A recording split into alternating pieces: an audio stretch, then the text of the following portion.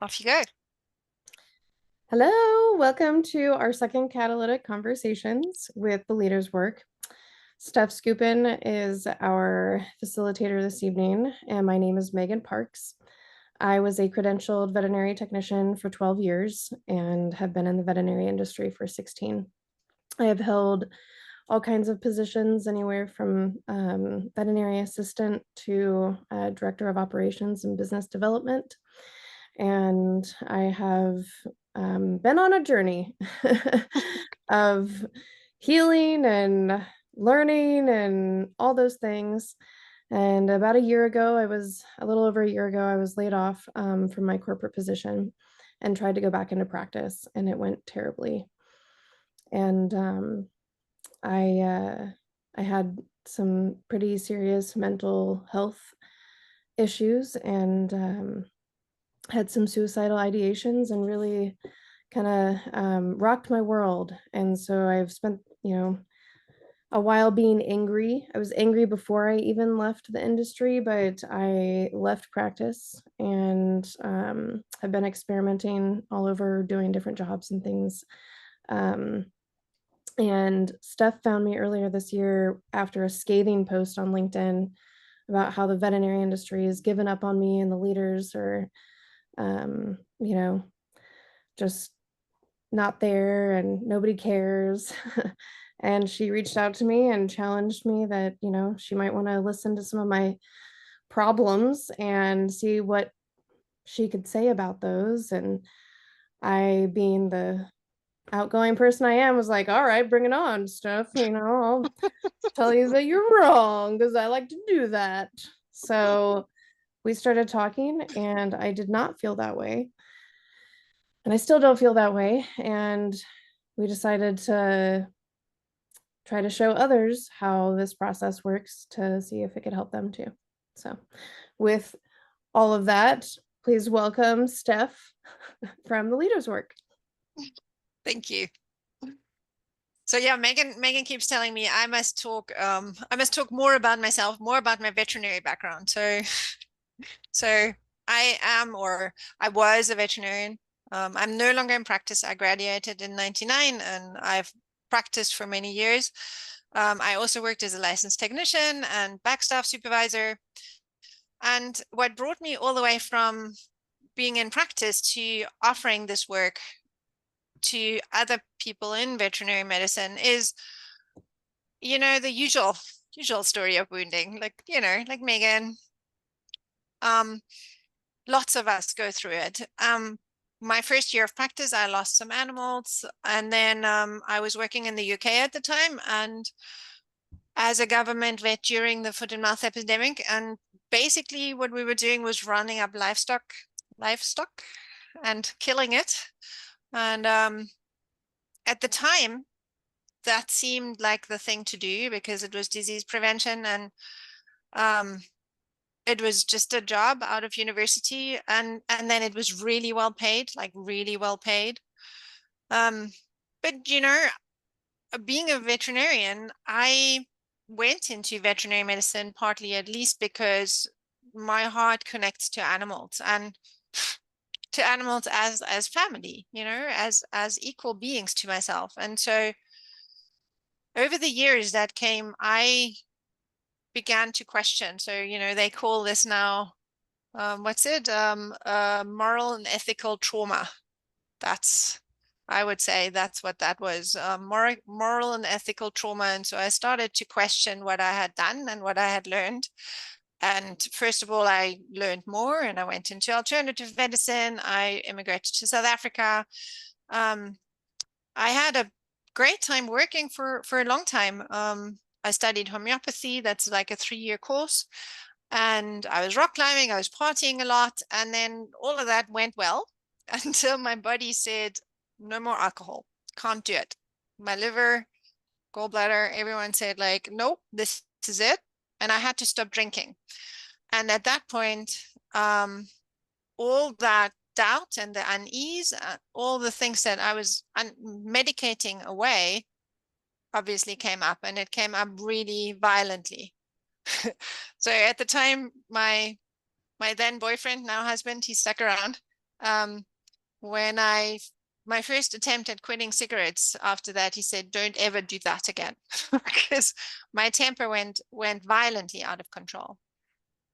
And it took many years of breath work and therapy and homeopathic treatment, and then finally the practice of this work of what we're demonstrating today, for me to even contemplate coming back to veterinary medicine, and to bring what I've learned and also to face the pain that I went through.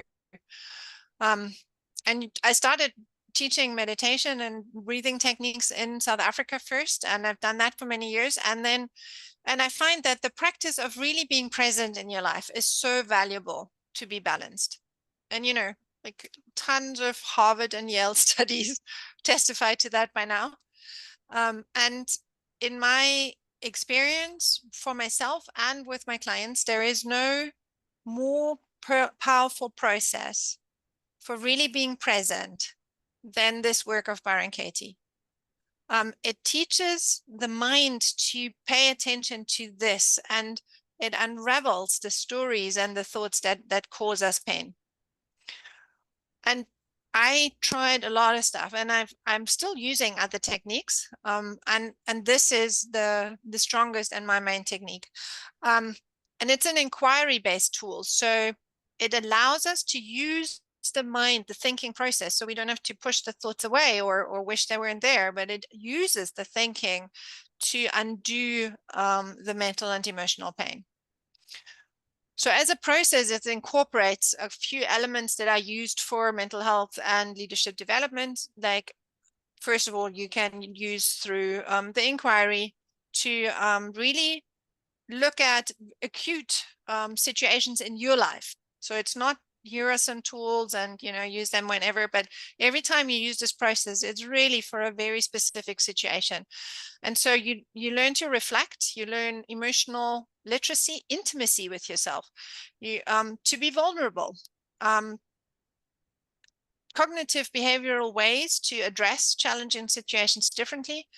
What comes out is a way to really be authentic, and a felt sense, a really felt sense of how good it feels to be present in your life. And Megan was just telling me about that this is what she's experiencing now. So there's a number of studies, white papers that have been done on the process. Generally, what people find is that they, as they're using this process, is they find alleviation of depression, decreased stress, improved relationships, improved communication, reduced anger and frustration, increased mental clarity, more energy, and a sense of peace and a sense of being supported. Having said that, it's not the all heal for everybody. That I don't think exists. It doesn't, for this process to work for you, you have to have a desire for peace that is greater than your desire to be right. So you have to have a desire for peace that's greater than the desire to be right. And I think everyone who's gone through an amount of suffering has realized that being right does not help with the pain. It's not.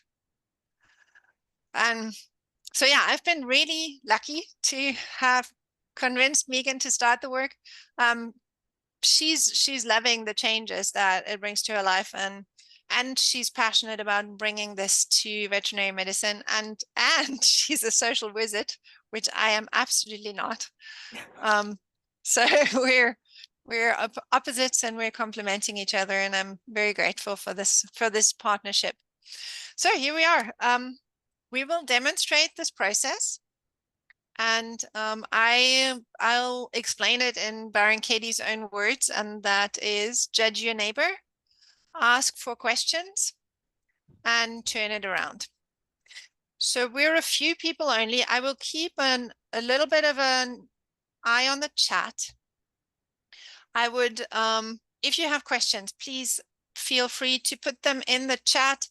I know that if we ask the questions in the middle of the process, it can turn into discussion, and we use time for the discussion instead. So let's keep the questions to the end. However, having said that, if you really feel like I want to ask this question right now, by all means, just unmute yourself and jump in, and that's also fine. Okay, so Megan, do you want to explain your worksheet, explain your situation, and read your worksheet, and I'll share the worksheet so everyone can see it. Yes. So I have I first also want to tell everybody that I've done years and years and years of therapy. And I believe that, you know, it served a purpose, and it was helpful to me.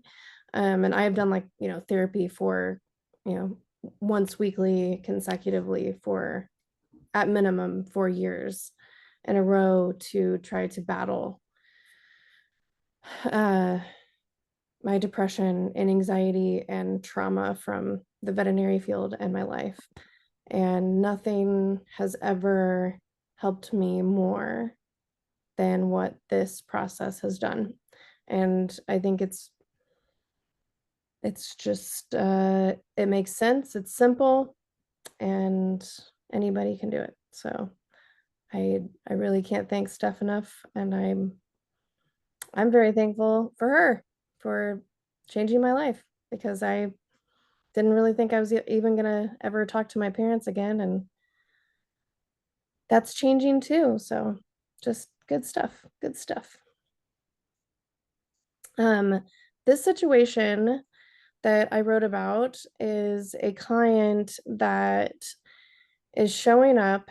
And if anybody's worked any length of time at a veterinary hospital, they can probably attest to this person.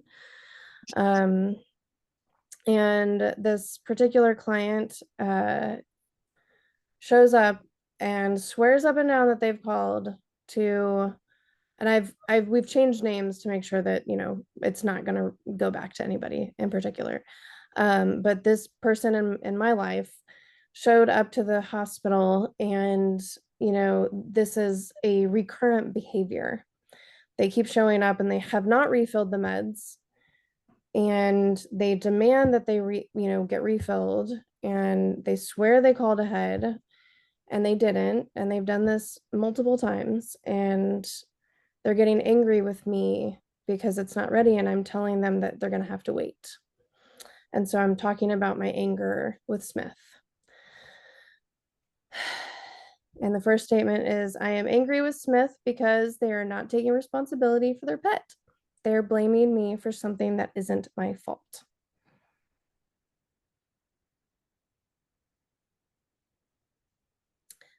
And I want Smith to call the clinic ahead of time to make sure their meds are ready. I want them to be aware of our policies and to stop blaming our staff because they forgot to call. Smith should do a better job of maintaining their pets' medications and refills. They should take responsibility for their lack of attention.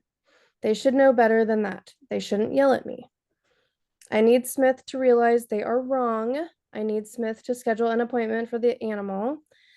And I need Smith to understand how our clinic works. I need them to stop being a client here. Smith is a jerk. Smith makes my job harder. Smith is blaming me for everything and not taking responsibility. I don't ever want to feel like I am the reason someone is angry. I don't want to be yelled at for something that isn't my fault. Thank you. Thank you. So this Judge Your Neighbor worksheet is a worksheet from the work of Byron Katie that allows you to just put down all the thoughts that you have about a particular situation. So that is the first step.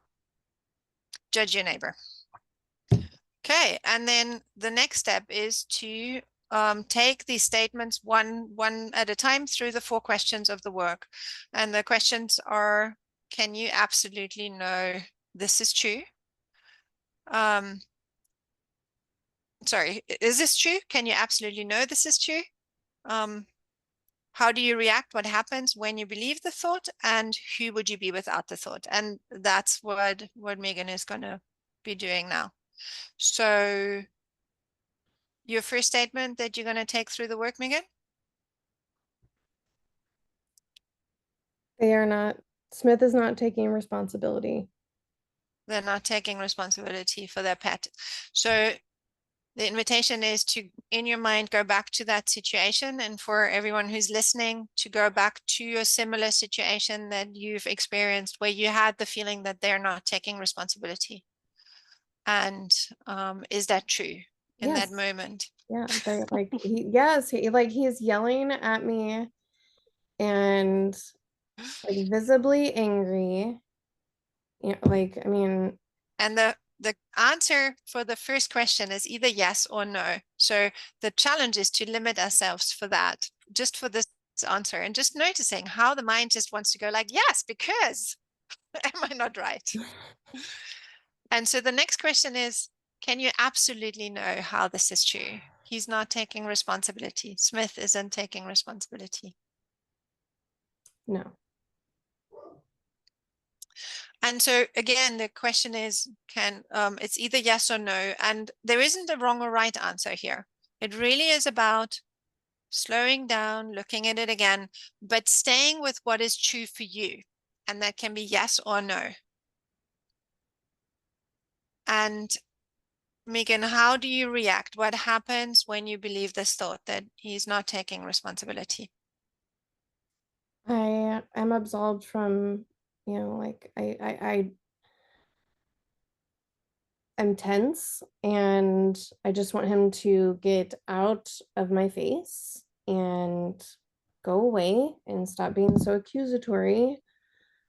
Um, like I believe that he's a bad pet owner and he should just know better. He should not be yelling at me and acting like this and putting this on me.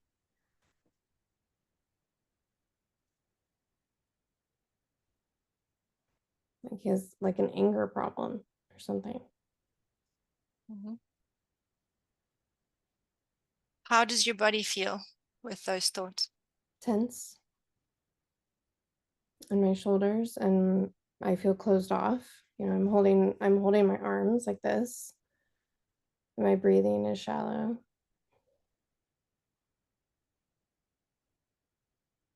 What's your facial expression I have like towards him? RBF, like serious RBF. And I have like some serious, I do, like I have mean looks. I'm angry. I'm tense. Right. Do you have any, does it benefit you in any way to believe that about him, that they are not taking responsibility for their pet? Yes. What's the benefit? It's so that I don't have to figure out if we were responsible. I was responsible. Does this thought bring peace or stress into your life? Stress. And if for a moment you could take a step back and um, drop the thought just for a moment, who would you be without the thought that this person isn't taking responsibility for their pet?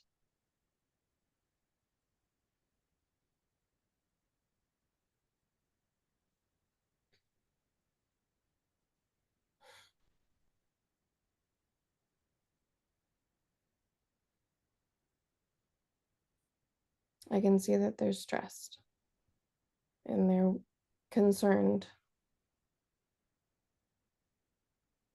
and they're getting a medication that their pet needs. And if they didn't care, they wouldn't be there.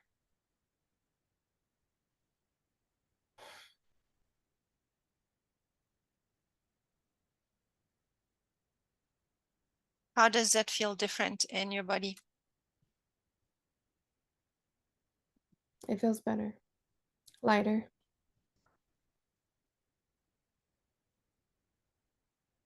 I'm able to feel compassion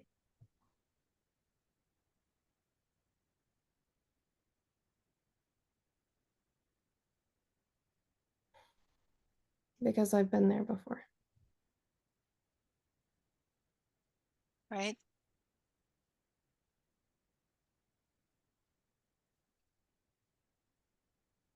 And the next step after the question, who would you be without the sword, is the turnaround.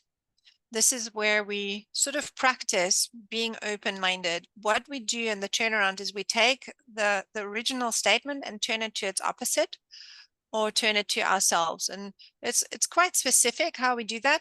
And then the question for that is, how could this be true? So it's not like the question, is it true or not? But it's the question, how could this be true?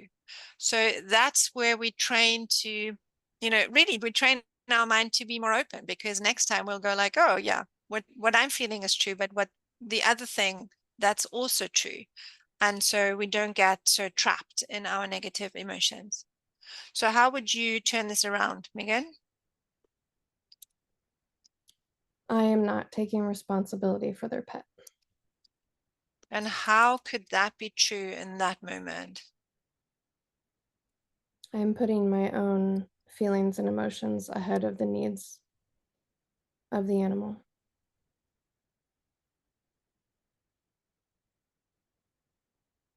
Because I'm angry at the client, and inevitably they're my link to that pet. And that's why I'm there.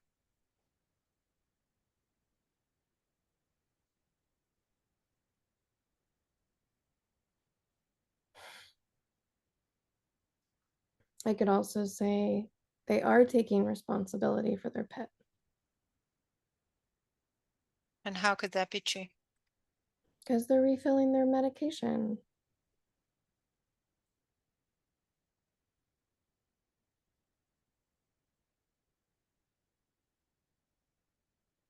They wouldn't be there if they didn't care.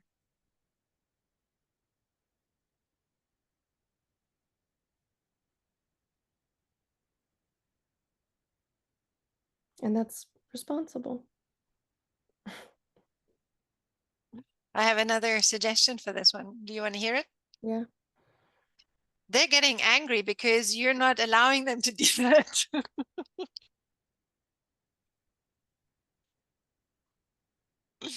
Yeah. Mhm. Right? Yeah. And so that is the power of going through these situations, afterwards, when we're no longer confronted with that client, we can start to see the humor in it. So that's how we honestly, we're just reprogramming our habitual reactions through that. And there is so much fun in doing that process, and finding these things for ourselves. Yeah. And they're blaming me for something that isn't my fault. Yeah. Okay, that's your next statement. So in that moment, how is that true? They are blaming you for something that isn't your fault. They're showing up and there's not a refill there, and there's no notes saying that they called ahead, and there's nothing in their chart, and there's nothing in the computer. So it's not my fault that their meds aren't filled. So yes, it is true.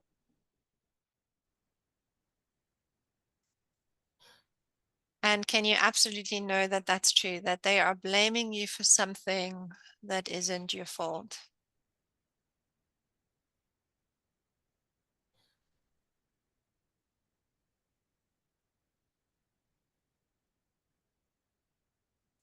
No, Where did you find the no?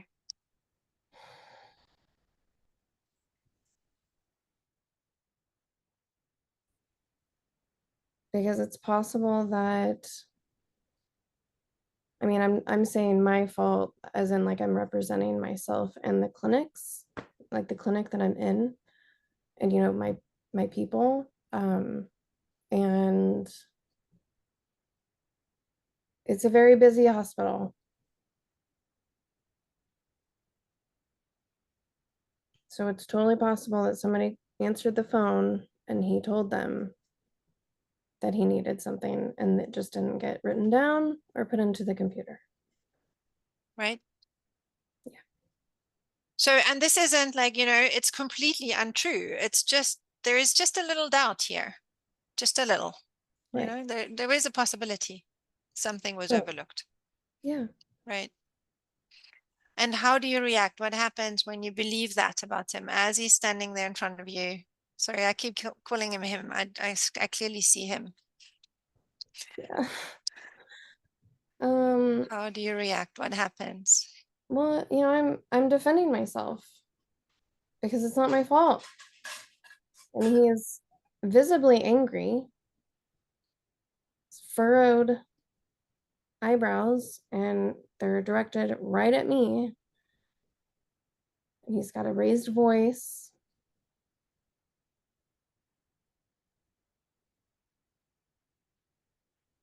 And I'm very defensive. Like I don't want to deal with this.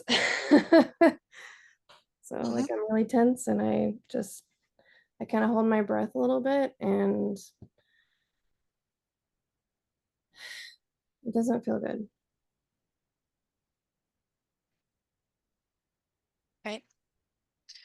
And again, who would you be in that moment without the thought?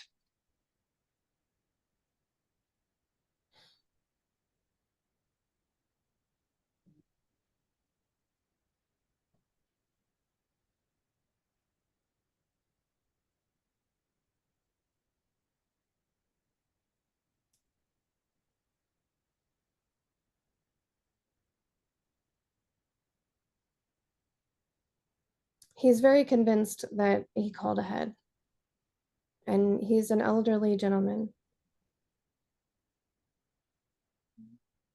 And it's possible that he really believes that he thought he called ahead and that he's not meaning to be malicious.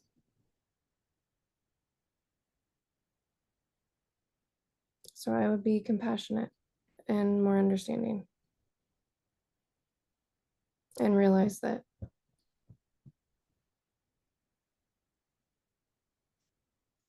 somebody made a mistake.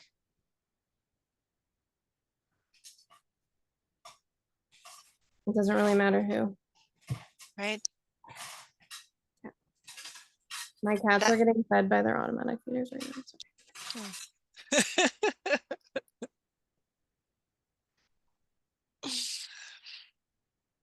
And I think that's so lovely to realize. It's like it doesn't really matter who made the mistake. It might have been him, it might have been me, it might have been someone else.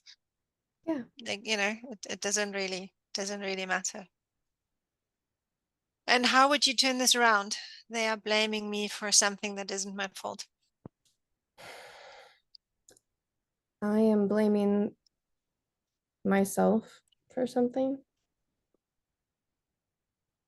That would be the turnaround to yourself. And how would that be true? How could that be true?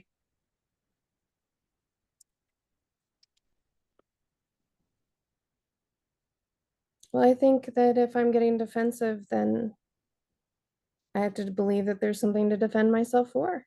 Hmm. There's a little part of me that questions if it was my fault.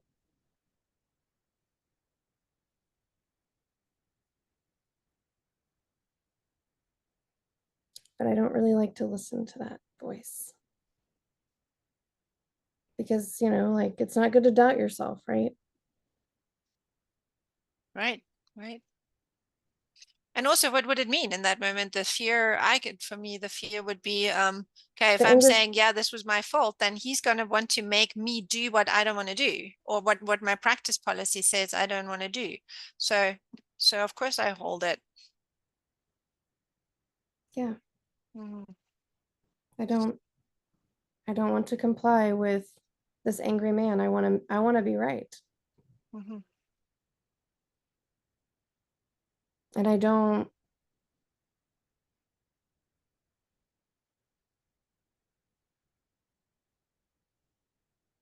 want to believe that I'm imperfect in that moment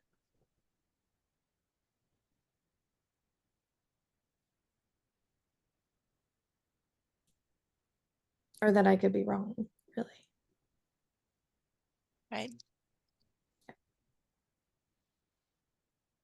And how else would you turn it around?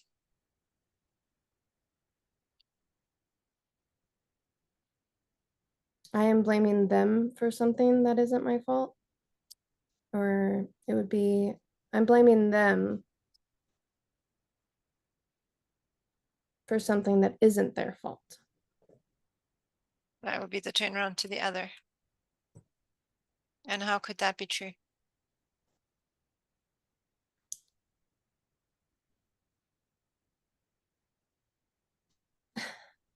I I don't know. They may have called and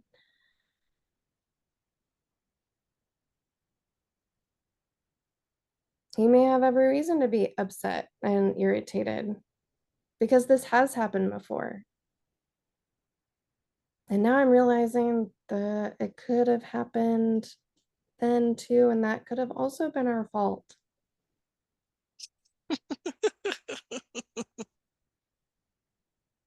And that sucks.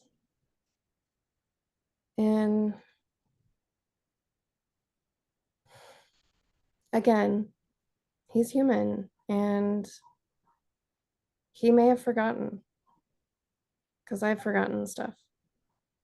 Right? Yeah. Yeah. To err is human. Yeah, also what I find with this work so often is this idea of fault when we look at how many factors play and then, come into play, like stress. That person, somebody might have answered the phone and then the next phone rang or the doctor rushed in and said, come, like Yeah. things happen all the time. So why do we, but our mind wants to say it's somebody's fault. Yeah. So let's move on to the next statement, one of the one statements. I want Smith to call the clinic ahead of time to make sure their meds are ready. And in that moment, is that true? Yes. And can you Yes, it absolutely know? is. I want them to call ahead and make sure their meds are ready so that they're not yelling at me. Oops. And can you absolutely know that that's true, that you want them to call ahead to make No, sure their meds are ready? no, no, because I actually I get irritated when they do that too because then they like plug up the phone lines. And then people, it's like, oh my God. So you win some, you lose some. That's Um, lovely to see. So how do you react? What happens when you believe that about him? You want him to call ahead. He said he did, I believe he's a liar. right? Yeah, and he's lying and he's getting mad, and I'm just believing all the thoughts all over again, and I'm getting tense about him not being responsible because it's like we've told you what you need to do. Mm-hmm. Right, We fulfilled our side of the bargain. right. Yeah.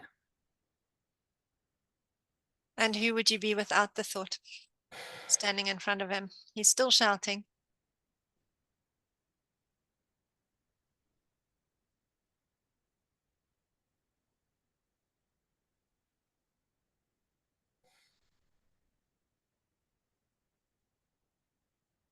This man is frustrated and I should help him. And we should come up with a plan together so it doesn't happen again.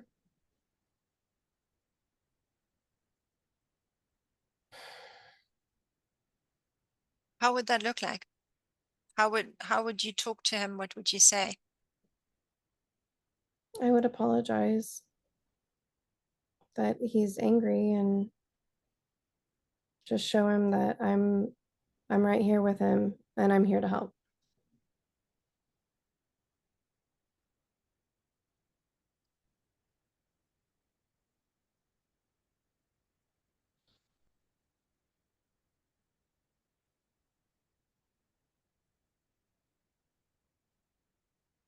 And I can see his guard going down.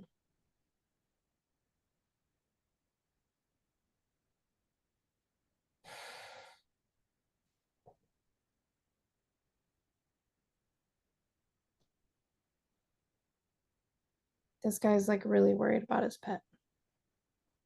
Mm.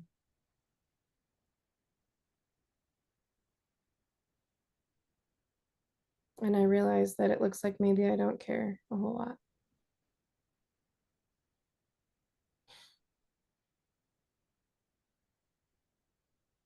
Nice. Is that more or less stressful? Way less stressful. So in the interest of time, let's drop the turnarounds on this one and let's move on to a should statement. Smiths should do a better job of maintaining their pets' medications and refills. Nice one. They should take responsibility for their lack of attention. They should know better than that. And they shouldn't yell at me. Which of those statements would you like to look at? They should know better than me. They should know better than that. Okay, so he in this moment, he should know better than that. Is that true?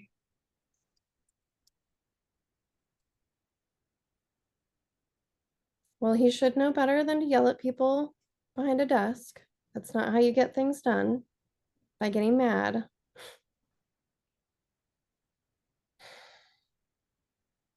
So is it yes or no? Is it Yes, true? in the moment, yes. Hmm. And can you absolutely know that that's true, that he should know better than that in that moment?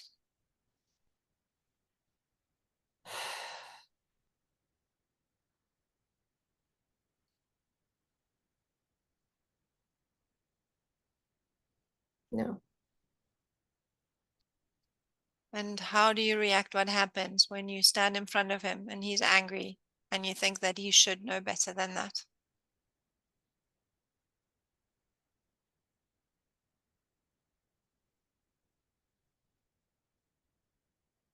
I get defensive and I'm just kind of like, well, if you're going to treat me like that, I don't care. Like, Mhm. you should know better. You know to call ahead of time. You know that you need to call ahead for your pet scripts, and you didn't do that, and you lied to us last time and made us feel all bad and yelled at us then too, and you're doing it again. Mhm.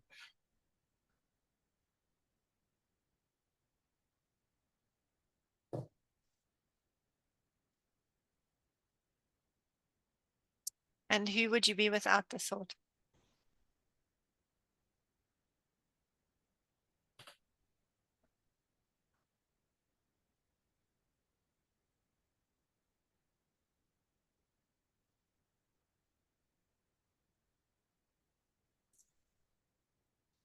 I realize that he's saying that he called ahead, so he already knows that,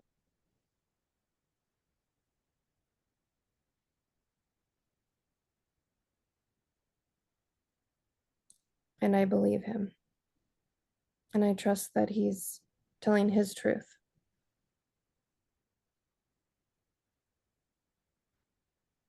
and then I'm able to realize that he's frustrated and I can help him.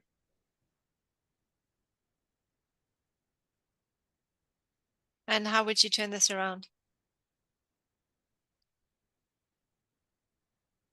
I should know better than that. How could that be true in that moment? Because I have been that person on the other side of the pharmacy saying that my script should be ready because it says that it's ready, but it's not.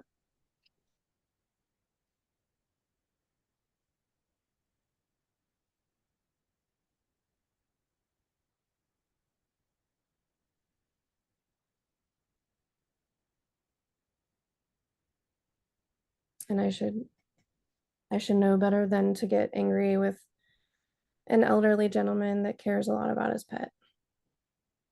It's pretty silly.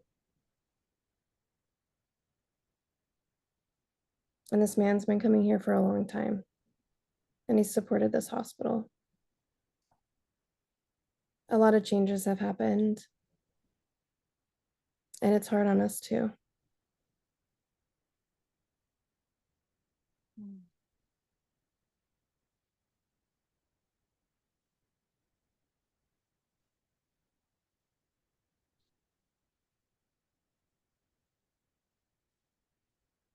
I have an example for this one. Do you want to hear it? Yeah. Working at the vet, I should know better than thinking everything's going to go smoothly. God, right. Shoot. Oh, Right? absolutely. Absolutely. I should know better. Mm-hmm.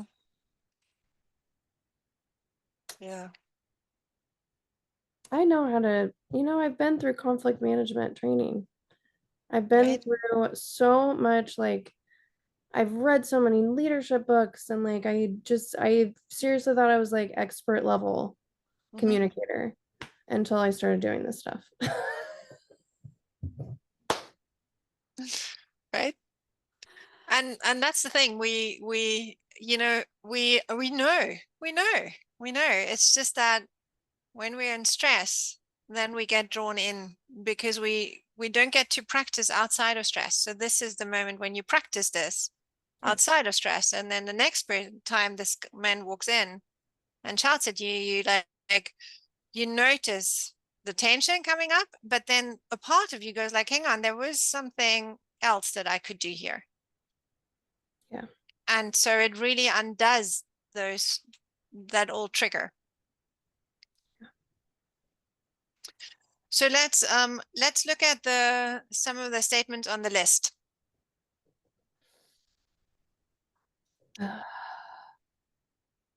You want the new statement? Which one? The statement Smith is the Oh, judgment. yes, Smith is. Mm-hmm. Smith is a jerk. Smith makes my job harder. Smith is blaming me for everything and not taking responsibility. So what happens with that list is it just gets turned around. So we don't ask the question, is it true? Not the four questions. So it's turning it around to the opposite and to the self. So turn it to the opposite first. Just read the whole line, turn to the opposite. I am a jerk. That's to you, the other Oh, one. sorry. Sorry. Smith isn't a jerk. That's Mm-hmm, what you mean, right? mm-hmm. Smith isn't a jerk. Smith does not make my job harder. Smith isn't blaming me for everything, and they are taking responsibility. And how would these be true? As he's still standing there shouting at you. And how could this be true? I mean, maybe we did screw up and he should be yelling at us because he is frustrated and maybe he's had a really bad day and it's just coming out and he can't control it.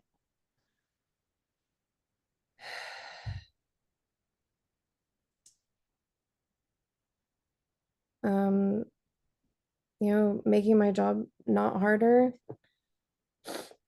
He's This is gonna be a hard one. Let's see here, Smith.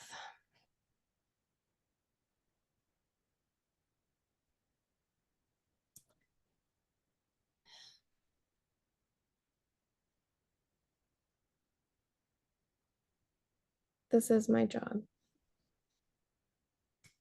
is to help him get medications for his dog. And oops, yeah, anyways, and that doesn't make my job any harder.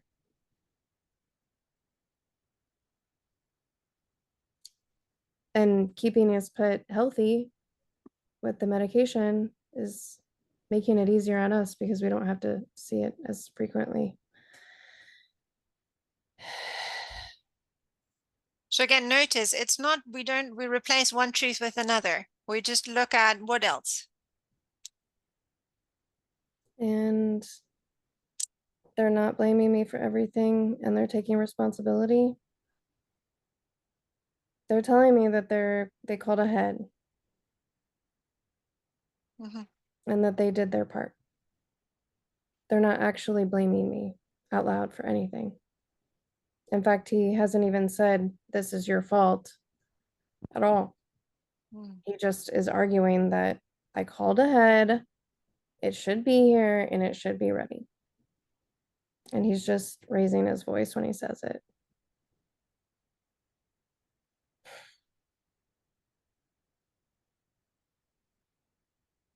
Nice. And let's go through your last statement. I don't ever want to. I don't ever want to feel like I am the reason someone is angry. I don't want to be yelled at for something that isn't my fault. And so that's the turnaround to I'm willing to. I'm willing to feel like I'm the reason that someone is angry, and I want to be yelled at for something that isn't my fault. I'm willing to be yelled at for something that isn't my I'm fault. willing to be yelled at for something that isn't my fault. And let me tell you, this one will get you.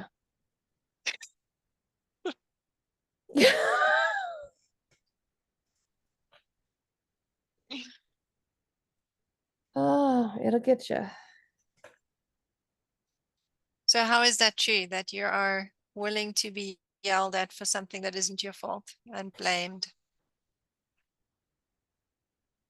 Because I can't control other people and what they're gonna accuse me of. All I can do is keep showing up as myself and doing the best I can. And I can't, when I show up, I'm saying that I'm human because I make mistakes, and I am, if I am saying I make mistakes, then that means I have to be willing to show up when other people do too, Nice.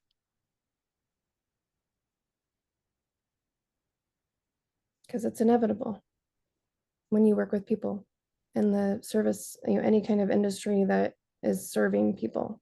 And that is what the veterinary industry does. Right. So, And I look forward to.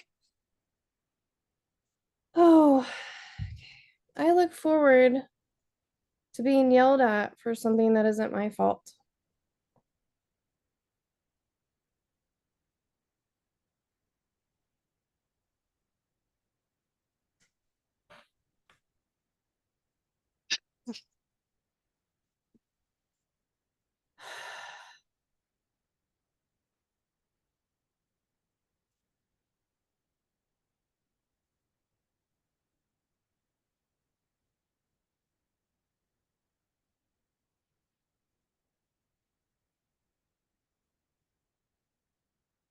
And the only reason I can say this is because I've been doing the work for a little bit.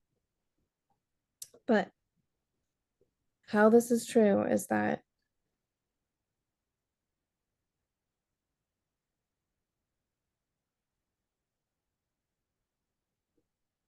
because I've been the person on the receiving end, no, I've been the person that's accused other people of doing something that wasn't their fault. I know that it's going to happen to me. And I'm going to be the person that I needed then. Mm.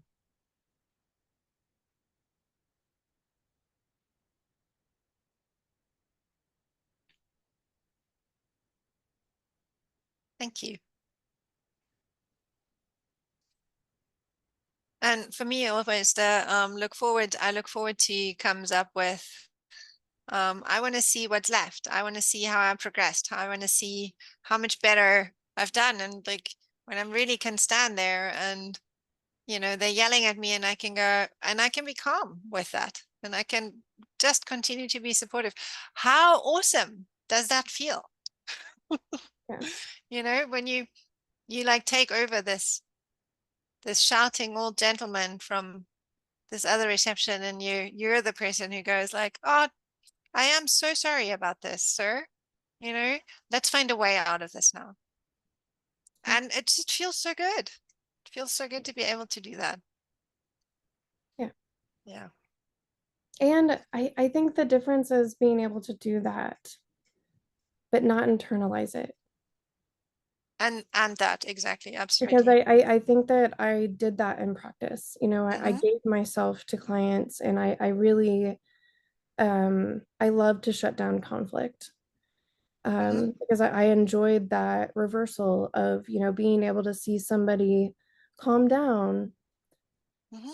but I have never approached it truly, and I cannot say that I have, from a place of believing that that other person truly, truly deserved compassion, love, and forgiveness from the very beginning.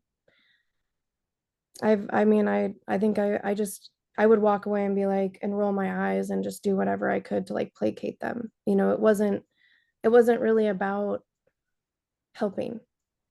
It was about just like making the problem go away for right now. Mm-hmm. And this is different. That's how this is different. Nice. Thank you. Thank you for sharing your work, your process. Okay, this is it. This is what it looks like. This was a fast worksheet. Of course, you can go into a lot more depth with all of these questions. How do you react? What happens? Just really exploring what do I bring into the situation? What do I carry? And then also going to, like why are these things triggers for me? When did I have these thoughts before? And that sort of self-awareness really allows us to walk into the situation the next time with a lot more control. So I would love to hear from any one of you what you were experiencing, anything that came up for you. If you don't want to share, that is perfectly fine. It is not a have to, but we would, of course, love to hear anything that you would love to share. And thanks for being here. And thanks for being here. Yes, absolutely. Hi, is it JL? Do you I have everybody muted? No, he just unmuted himself, but I can't hear you. No, I can't hear you. That is disappointing. Oh, dun, dun, Right? dun.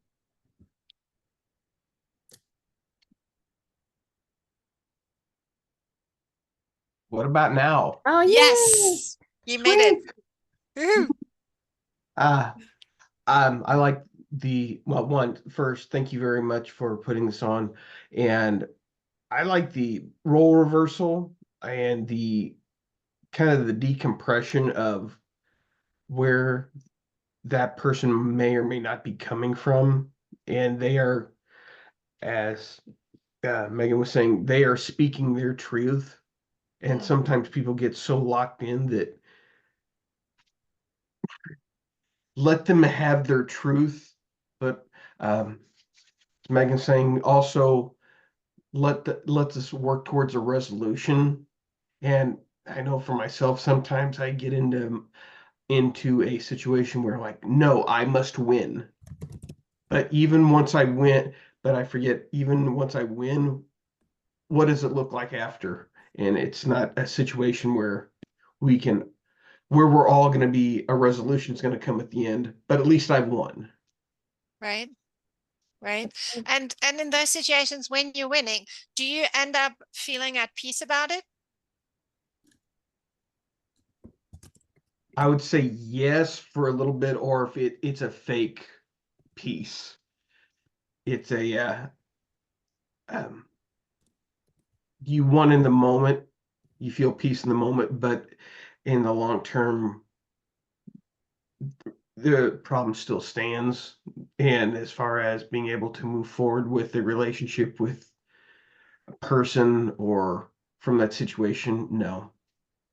Right. And a lot of the time we take it home, don't we? Even if we win the argument, we still take it home and keep revisiting the argument, isn't it?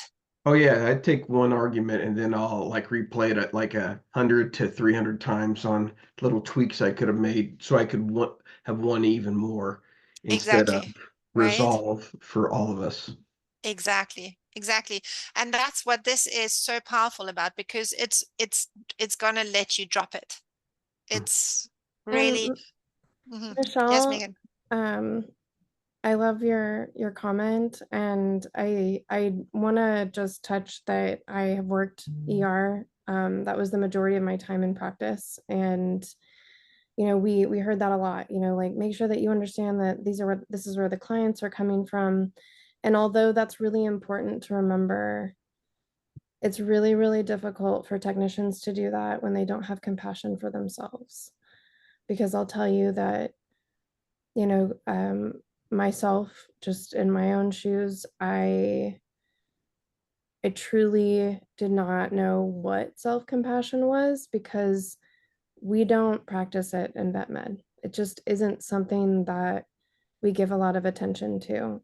And we have a long way to go in terms of that. But I think that that's actually the key. It's not about seeing the other side of things always. It's also understanding that we have to see that within ourselves as well and forgive it within ourselves. And that's where the true power of connection and this kind of conflict resolution comes from, is that I finally realized that my anger towards the veterinary profession is not directed in the right direction. I was angry with myself. I've been angry with myself because of the way that I left. And I'm blaming myself for not being strong enough to, stay where I was. And, I've been angry with myself since I left Blue Pearl. And I loved that job. I loved being a veterinary relations representative. That I like it, that position was born in Kansas City. And I got to be the mentee of the man who started it. I was really, really proud of that fact. And my grief, me, I'm the one that left Blue Pearl. I'm the one that left that job. I'm the one that left those people. But on the other hand, I was also in pain and I needed to leave. Mm. And it's okay though to like see both. And I think that that's what we're missing, is that,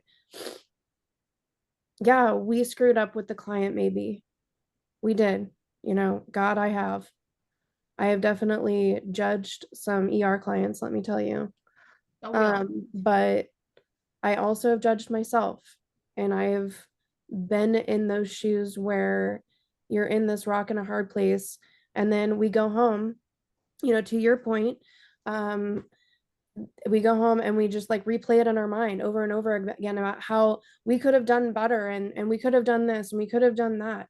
And this process helps Megan, you realize, we sorry, are it's running just like out of like time. I I just know, I know, I know. You just like want to it's just share it's about it. yes. So Mhm. the point is, yes, please just tell your technicians to love themselves too.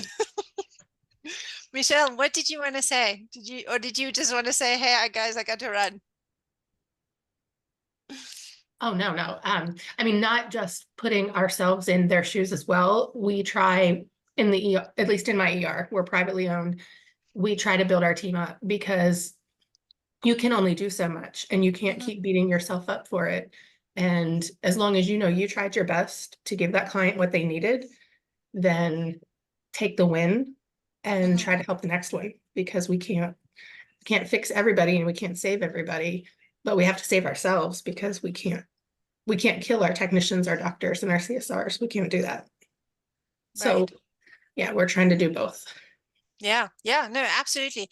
And I know that we know these things. This is not something we don't know. It's somewhere in this process, it allows us to actually practice the hard pieces where we fail. So that's the stress that's undone. It's not to say like the profession is crap. Like there's a lot of really good people the thing is that we're hard on ourselves when we fail, and that's the stress we keep on, we continue to carry. So those are the moments when you use this work to improve, to keep improving.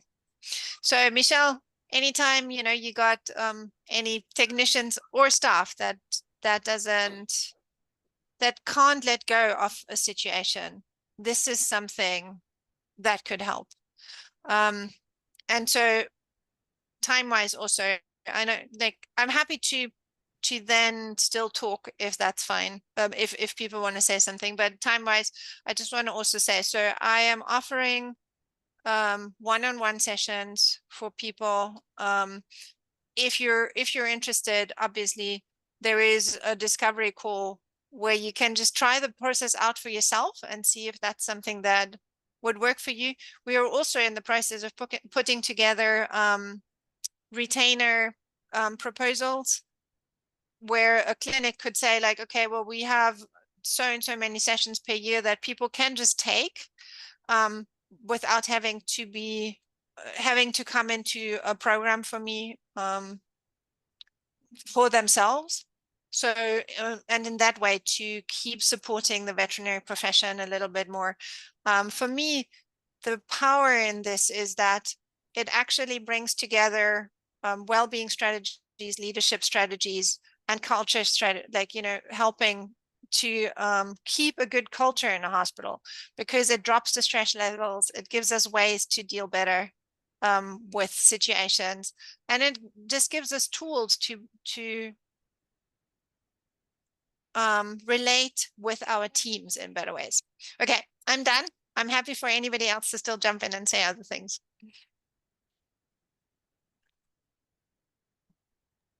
No, I thought it was really good. You did a great job. The simulation was really interesting. I'm curious, do you have these questions written down, and is this something you would provide, or do you feel like that's just part of your IP?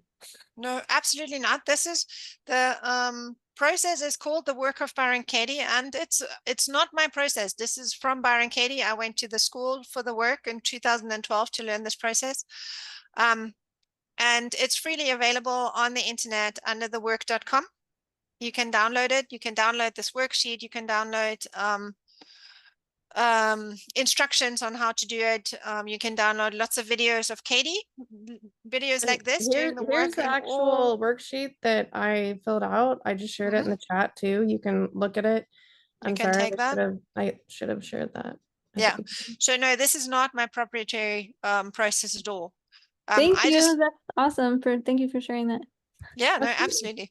I think, yeah, for any future calls, it might be helpful to have it in advance and we can kind of follow along. I think it would make it easier to visualize too, because I'm kind of like, I need something tactile just as some feedback. But yeah, it was really interesting. It was, I've never seen that process in play in real life. So thank you for doing that and walking through it and being vulnerable on both sides.